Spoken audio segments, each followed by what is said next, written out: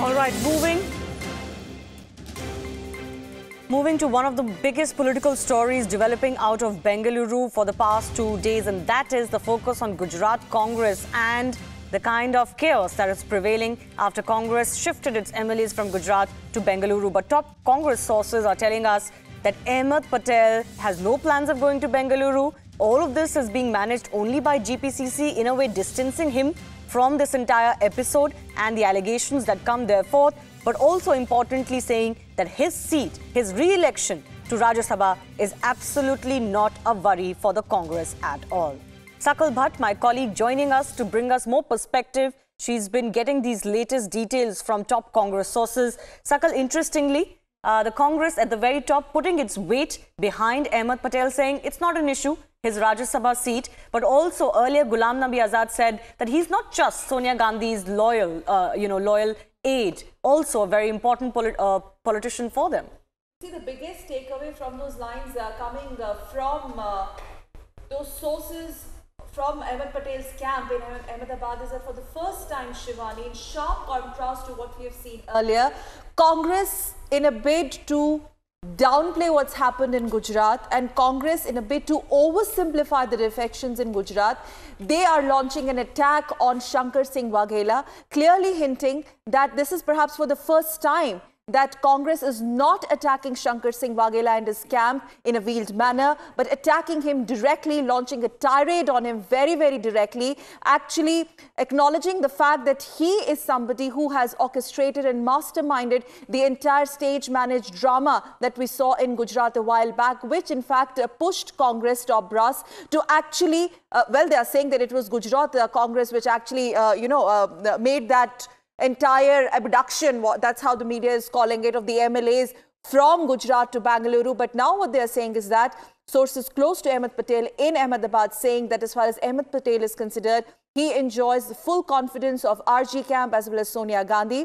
Secondly, very importantly, that whatever has been happening in the past 1 week in Gujarat Congress, in Gujarat particularly, whether these are those MLAs who have jumped the ship or perhaps threatened to jump the ship, this is something which Shankar Singh Waghela has managed. And having said that, this is the ploy by the BJP to look Congress weaker, at least to create a perception, because Gujarat is also looking at all important assembly polls. And also these sources who are close to Ahmed Patel are also saying that never in the past has Ahmed Patel actually bid for top-notch position or ministerial berth, which is a very direct message coming from there, is that he's not really bothered about the numbers. There's a lot of posturing. We saw how Ghulam Nabi Azad also batted for him. Right. But they are saying that this is actually not a matter of concern. It's a non-issue for Ahmed Patel Rajya Sabha berth. But what BJP is doing is it's a ploy to look Congress more weaker. Their sphere of influence in Gujarat is diminishing to make them a little weak ahead of the assembly polls. Right. Ahead of the assembly polls. But Sakal, there's a dichotomy in this, isn't it? Because at one level, they're leveling charges against Shankar Singh Waghela, saying that he's the orchestrator of this entire deflection episode. And on the other side, they're saying they're not worried about the numbers. Then why, take your MLAs to Bengaluru? Yes, this basically, you're absolutely right. There is a contradiction. There is a contrast. On one hand, Congress's top brass, in fact, Congress in itself, they've made a rallying point. They made it a rallying point in the parliament this morning when they charged BJP of horse trading, alleged horse trading in Gujarat. But if you talk about those sources in Ahmedabad, well, because Shankar Singh Waghela and his impending exit from the Congress has been a talking point, a matter of speculation in the past as well. So there are indications that sources telling us that whatever has been done, whatever the MLAs who jumped the ship and those who threatened to jump the ship, and what we have also learned, Shivani, that Shankar Singh Waghela earlier also did mention once while he was addressing the media in Gujarati, of course, that Ahmed Patel is a good friend. But when the limits are crossed, I will not spare anyone. I have not quit politics, but I'm just quitting the party. So yes, it's a twin attack.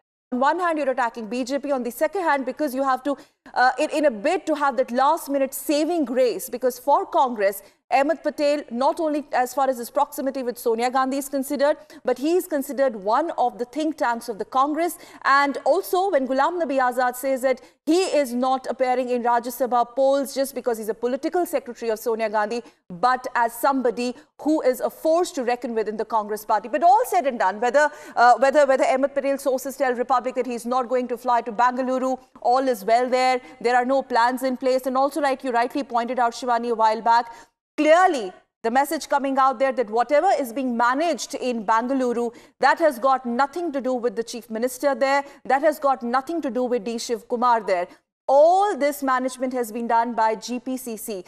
And once again, Ahmed Patel's camp trying to send out a very strong message that they are comfortable in terms of numbers, the loyalists, the cadres are in place. But Shivani, the catch here is also not only coming on hard on Shankar Singh Waghela, but also somewhere down the line, they are aware of the fact that there is some sort of bickering, some sort of parallel force in Delhi's Congress top leadership also, who are not very comfortable with Ahmed Patel's posturing. And he has been there for more than 2 decades there, enjoying that powerful position in the capacity of political secretary to Sonia Gandhi. And that's what makes him very, very powerful. But it's going to be a challenge for Congress to keep that flock together, to keep this confidence going, because they still have 1 more week to go there. And it will be very interesting to see if all these MLAs, 44 plus, will stay put in that resort in Bengaluru. That's certainly the indications that we're getting, that at least till August 6th, the bookings have been made, Sakal, and they're not going to go anywhere, despite the fact that some MLAs are actually unhappy about being cooped up